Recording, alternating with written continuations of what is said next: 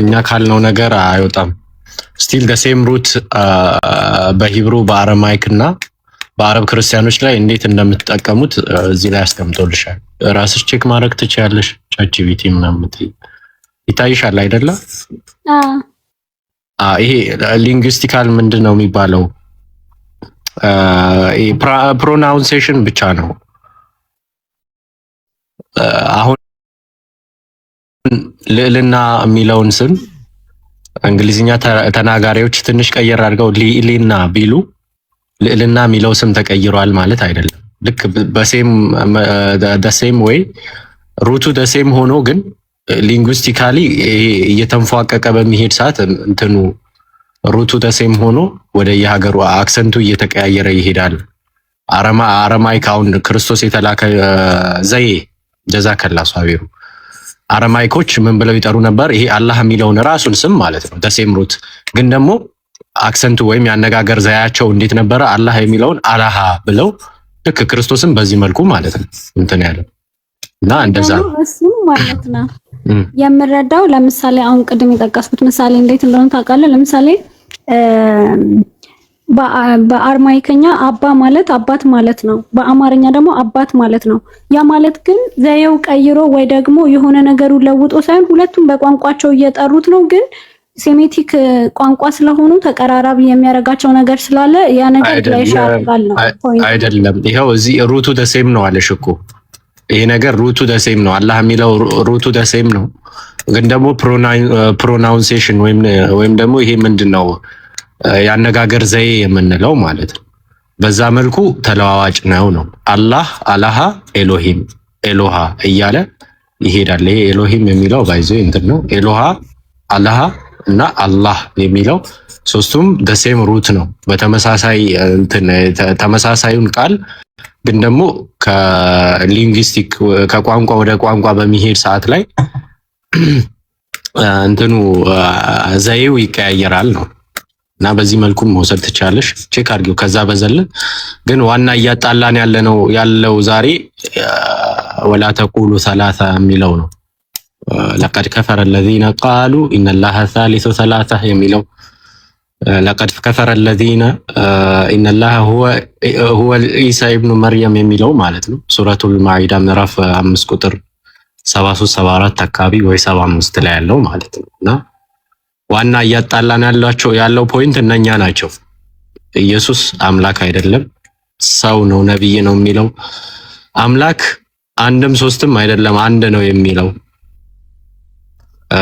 አምላክን ኢየሱስ ሶስተኛ ነው አትበሉ የሚለው ፖይንት ነው ዋና እያጣላን ያለውና እነዛ ላይ ሞር ፎከስ ብታደርጊ አሪፍ ነው። ያው እዚህ ጋር ታይም ምን ብሎ እንዳስቀመጠልሽ ኢስላም did not introduce the word name it redefined worship no ሪጀክት አይዶልስን ወይም ደግሞ ጣዖታትን ብቻ ነው ሪጀክት አድርጎ የመጣው። ይሄ አላህ የሚባለውን አንዱን አምላክ ብቻ አምልኩ በማለት ብቻ ነው የመጣው እስልምና እንትን ማለት ነው። አይ ዶንት ኖ ከተረዳሽኝ። ቀጥሉ ሌሎቻችሁ ያጀማ። እኔ ስራ ቦታ ነኝ አሁን መውጣት አለብኝ። መንገድ ልጀምር። እናንተ ቀጥሉ። ለልና ያልገባሽ ነገር አለ? ገብቶኛል። ያ እና ሂስትሪ ምናምን ያልሽው ኢቨን አይደለም አብርሃም ሞሴስ ምናምን ነገር ማነው ያዕቆብ ምናምን እንትና ሙሳ ራሱ ኤግዚስት አያረግም ብለው ነው የሚያምኑት። there is a consensus among secular historians and biblical scholars that Moses is a mythical figure rather than a strictly historical one ይላሉ። made up የሆነ ሂስትሪ ነው ይላሉ። ኦኬ ሂስትሪ ሊሚቴሽን አለው ግን the ultimate epistemology ሊሆን የሚገባው divine revelation ነው። ኦኬ የሰው ልጅ እውቀቱን የሚያገኝበት ብዙ መንገዶች አሉ። ለምሳሌ አምስቱ ሰውነት ህዋሳታችንን በመጠቀም ለምሳሌ አንድ ነገር ከለሩን እንለያለን፣ ጣዕሙን እንለያለን ምናምን ነገር አይደለ? እና ደግሞ ለምሳሌ በሬቬሌሽን ብቻ የምናውቃቸው ነገራቶች አሉ። ለምሳሌ ከዚህ በፊት የተከሰተው ነገር ለምሳሌ ነብዩ ሰለላሁ ዐለይሂ ወሰለም ሐዲስ ላይ እንትን ብለዋል። ነብይ ሆኖ እረኛ ያልሆነ ነብይ የለም ብለዋል። ነብዩ ሰለላሁ ሁሉም ነብያቶች እረኛ ናቸው ብለዋል። ያ ማለት ሂስትሪ ሄዶ እያንዳንዱ ነብያት እረኛ መሆናቸውን ቼክ የሚያደርግበት ወይ የለውም። በተአምር ቼክ ሊያደርግ አይችልም። ኦኬ ነብዩላህ ኑህ አለይሂ ሰላም ማነው ከኑህ በፊት ነብዩላህ ኢድሪስ አለይሂ ሰላም፣ ፕሮፌት ኢናክ ኦኬ ቬሪፋይ ሊያደርግበት የሚችልበት መንገድ የለም። አምላክ ብቻ ነው ህያው የሆነው አምላክ፣ ሁሌም ፕሬዘንት የሆነው አምላክ በግልጠተ መለኮት ለነቢያቶቹ ይነግራቸዋል። ከዛ ነቢያቶቹ ደግሞ እንዲህ ተከስቷል ብሎ ይናገራሉ ማለት ነው፣ በዲቴል ማለት ነው። ስለዚህ አንቺ ደግሞ እንደ አማኝ በሬቨሌሽን ታምኛለሽ። አሁን ዋናው ጥያቄው ምን መሆን ያለበት ምንድነው? ሬቨሌሽኑ ከማን ነው እየመጣ ያለው? የዛ ሰውዬ ማንነት ቬሪፋይ ማድረግ አለብን። አንድ ሰው ከመሬት ተነስቶ ጀስት እንዲህ ተብሏል ነው ስላለ እንዲህ እከሌ የሚባል ሰውዬ በዚህ ጊዜ ነበረ ከዛ እንዲህ አለ ምናምን ነገር ለዛ እውነት ነው ማለት ሳይሆን የሱ ማንነት ማን ስለሆንክ ነው እንደዚህ የምትናገረው፣ ከየት አምጥተህ ነው ነብይ ነኝ ካለ ነብይ መሆንህን ፕሩፍ አድርግ ይባላል። ከዛ ተጠይቆ ምናምን ነገር እንዲህ እያለ ይቀጥላል ማለት ነው። ለዛ ያ ሊሚቴሽን በሂስትሪ ብቻ ዲፔንድ መሆን የለብሽም።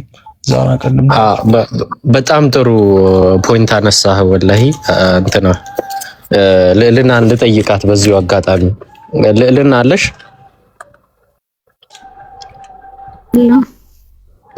እሺ ወልድ ህይወት ወደ አንተ እንመጣለን። እሺ ትንሽ ደቂቃ አስተንና ሀቢቢ ከዛህሩ ጋር ወይ ከሳቢር ጋር ትቀጥላለህ። አንቺ ለነብዩ መሐመድ ሰለላሁ ዐለይሂ ወሰለም የምታምኙ ማለት ነው። በጣም እኔ ብዙ ጊዜ ክርስቲያኖችን መጠየቅ የምፈልገው ፖይንት ነው። የሆነ ሪቪልድ የሆነላቸው ነገር አለ ግን ከአምላክ አይደለም ብለሽ ነው የምታምኙ ወይንስ ጭራሽኑ ሪቪልድ አልሆነላቸውም ብለሽ ነው የምታምኙ? እንዴ ሐሰተኛ ነብይ ናቸው እኮ። እንዴት ሪቪልድ የሆነ የተገለጠላቸው ነገር አለ ብለሽ ነው የምታምኚው ወይስ ጭራሹን ምንም አይነት ግልጠት አልተገለጠላቸውም ዝም ብለው ነው በቃ የሆነ አለ አይደለ? አሁን እኔ ተነስቼ ዝም ብዬ ተገልጦልኛል ብዬ እንደማወራው ግን ምንም አይነት ነገር ማድረግ አልችልም አይደለ? ወይ ተአምር ላላሳየ እችላለሁ። ተአምር ካሳየው ከሁለት አንዱ ነው ምርጫ የሚሆንሽ። ወይ ተአምር ካሳየው ወይ የተለየ ነገር ካደረኩኝ ምርጫ የሚሆንሽ አንደኛ የሆነ ነገር ተገልጦለታል ግን ደግሞ ከአምላክ አይደለም። ከአምላክ አይደለም የሚለውን ፖይንት ካላስያዝሽ ደግሞ ከአምላክ ከሰይጣን ሊሆን አይችልም ካልሽ ደግሞ ያ የተገለጠለት ነገር ከአምላክ ነው ልትይ ነው ማለት ነው። ስለዚህ አንቺ ፖይንት የቱ ነው? ጭራሽ ምንም ነገር አልተገለጠላቸውም ብለሽ ነው የምታምኚው ወይስ የተገለጠላቸው ነገር አለ ከአምላክ አይደለም ብለሽ ነው የምታምኚው? በአጠቃላይ ሐዋርያቶች ካስተማሩት አስተምሮት ውጪ የሚያስተምር መሐመድ ግድ የለሽም አትጠቅልዩ። ፖይንቴን አትዝለይ። ለነብዩ መሐመድ የሆነ የተገለጠላቸው ነገር አለ ብለሽ ታምኛለሽ ወይስ ጭራሽ ምንም ነገር አልተገለጠላቸውም ብለሽ ታምኛለሽ? እኮ አታጠቃላይ ያልከኝ እንጂ ልነግርህ የነበርኩት እሱን ነው። በቃ በአጠቃላይ እንደዚህ አይነት ክርስቶስ አምላክ መሆኑን የማይናገር ሰው ከሐሰተኛው መንፈስ እንደተገለጠለት ነው ማምነው። እሱ ያን እንደዛ ብሎ የነገረው ሰይጣን አለመሆኑን በምንድን ነው የምታውቂው? ያ ከክርስቶስ አምላክነት ውጪ የሰበካችሁ ወይም የተገለጠለት ሰው ከአምላክ አይደለም ከኢየሱስ ከአምላክ አይደለም የተገለጠው ከሰይጣን ነው የሚለውን ፖይንት ሰይጣን እንዳልነገረ ሰይጣን እንደዛ እንዳላለ በምንድን ነው እርግጠኛ ነሽ? ሰው ሊያስመልካል። ለምሳሌ አሁን እኛ እናንተን ሰይጣን ነው ሰው እያስመለካችሁ ያለው ብለን ነው የምናምነው። ምክንያቱም ክርስቶስ ሰው መሆኑን ሰው ሊሆን የሚጎድለው ነገር የለም። ለዛ ሰው ነው ይሄ ሰው ይህን ሰው እንዲያመልኩት ያደረገው ሰይጣን ነው ብለን ነው የምናምነው። አሁን ከሰይጣን አለመሆኑ አንቺ በምንድን ነው የምታረጋግጪው? የማረጋግጠው አንደኛ ሐዋርያቶች ባስተማሩት ግሩንድ ላይ ነው ወይ ትምህርት አስተምሮት የመጀመሪያው መፈተሻዬ ይሄ ነው። ሁለተኛው ክርስቶስ ራሱን በገለጠበት መንገድ ላይ ነው ያ ግሩንድ። እሱ ነው እንትን የምለው እና ሐዋርያቶች እንደዛ አላስተማሩንም። ስለዚህ የውሸት መንፈስ ነው ማለት ነው። ይሳቅ መጣልሽ እኔ የለውበት እንደዚህ ይሳቅ ቀጥል ሀቢቢ። ችግሩ ግን እዛ የለሽም አንቺ። አሁን እነሱ እንደዛ አያስተምሩ ምንም እኮ ቬሪፋይ የምታደርግበት መንገድ የለም። አንቺ ከእነሱ ኤግዚስት ካደረገው ከ2000 ዓመት በኋላ ነው ያለሽው። ገባሻ? እና በመሃል ብዙ ሰው አለ ጠማማ ሰውም አለ ትክክለኛ ሰውም አለ እንዳልሽው እና እንዴት ቬሪፋይ ታርጊቻለሽ? ቀጥሉ ይስሐቅ ወሰተ አይደለም ከዛም ይልቅ ማለት ነው። ምን ያለች ነው አሚራ ይቀጥል። እሺ አይቺን ልናገርና ትቀጥላለህ። ከዛም ይልቅ ከሐዋርያቶች ካልሆነ ትምህርቱ ምናምን አልሽ። ለምሳሌ እንደዛ ብሎ የጻፈልሽ እኛ ከሰበክነው ወንጌል ውጪ ብሎ ያለሽ ጳውሎስ ነው አይደለ? ጳውሎስ ሁላችንም እንደምናውቀው ከ12ቱ ሐዋርያት አይደለም። በሱ ላይ ሰይጣን ተገልጦ እኔ ካስተማርኩት ትምህርት ውጪ የሚሰብክላችሁ የተረገመ ነው ከሰይጣን ነው ብሎ የነገረሽ ሰይጣን አለመሆኑን ራሱ በምን ታውቂያለሽ ነው የኔ ፖይንት። እሺ ያንን የማውቅበት አንደኛ ነገር ጳውሎስ በሐዋርያቶቹ ዘመን የነበረ ሰው ነው።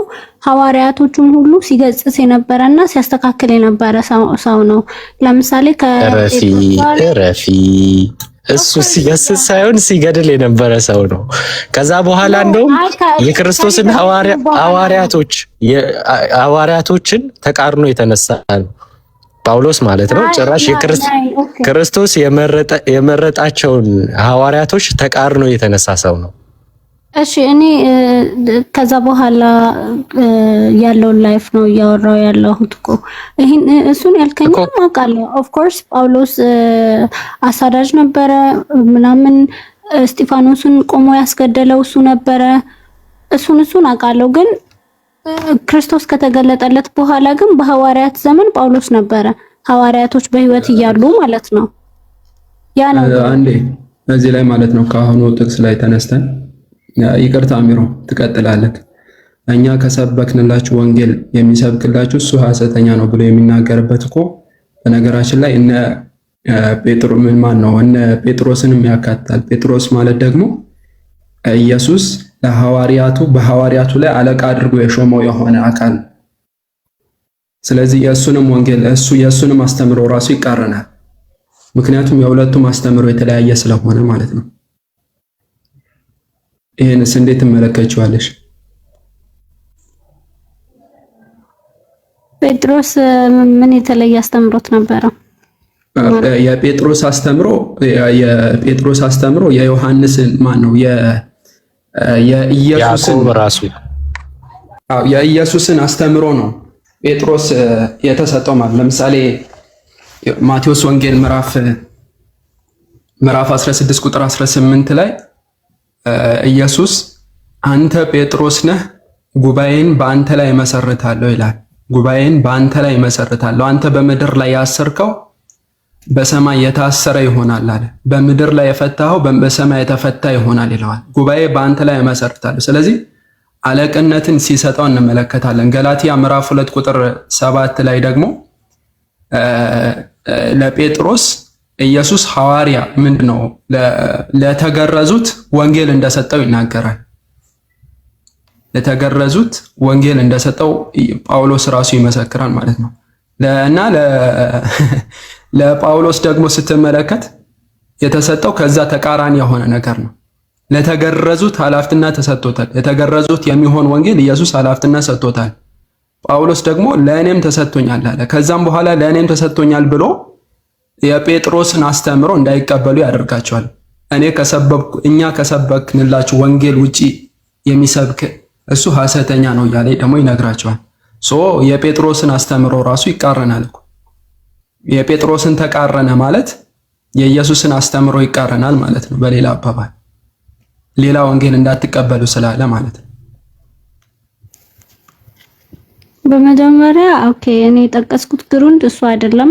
አንደኛ እውነተኛና ሐሰተኛ መንፈስ በምን ትለያላችሁ? ክርስቶስ ኢየሱስ እሱ መሰቀሉን የሚያምን እውነተኛ መንፈስ ነው ይላል የዮሐንስ መልእክት ላይ ማለት ነው። እሱን ነበር የጠቀስኩት። ሁለተኛው ደረጃ ደግሞ ስለመገረዝም ስላለመገረዝም የሚያወሩት ሐሳብ ሁለቱም አድሬስ የሚያደርጉት ሰዎች የተለያዩ ነበር። ገላትያ ላይ ከሆነ የምታወራኝ ማለት ነው። ሌላ ፓርት ላይ ከሆነ የምታወራኝ ሜቢ አላነበብኩም። የተገረዙት ኃላፊነት ለማን የተሰጠው? የተገረዙት የሆነ ስለመገረዝ ስላለመገረዝ የሚያወራበት ፓርት ጳውሎስ መገረዝም አለመገረዝም እንግዲህ ምን አለው ብሎ የሚያወራበትን ፓርት ከሆነ ገላትያ ላይ ነው። ከዛ በተረፈ ያለው ለመገረዝ ሲባል በነገራችን ላይ የአይሁድን አምላክ የሚያመልኩ ነው። ለምሳሌ የአይሁድን ትእዛዝ የተቀበሉ የአይሁድ ትእዛዝ ሲባል ለሙሴ የተሰጠው ትእዛዝ አለ ዘጸአት ላይ ከተመለከትሽ ማለት ያ ትእዛዝ ምንድነው? በቤት ውስጥ ያሉትን ወንድ ልጆች ሁሉን እንግረዝ ያለ አምላክ ያዘዋል። ወንዶች ሁሉ ይገረዙ የሚል ትእዛዝ ለሙሴ ያዘዋል ማለት ነው። ስለዚህ የአምላክን ትእዛዝ ተቀብለው ወንዶቻቸውን የገረዙ እነዚህ አምላክ እንዳላቸው ነው። ያልተገረዙ ሲባል በነገራችን ላይ ጣዖት የሚያመልኩ እንደማለት ነው። የአምላክን ትእዛዝ ከአምላክ ትእዛዝ ያፈነገጡ ማለት ነው።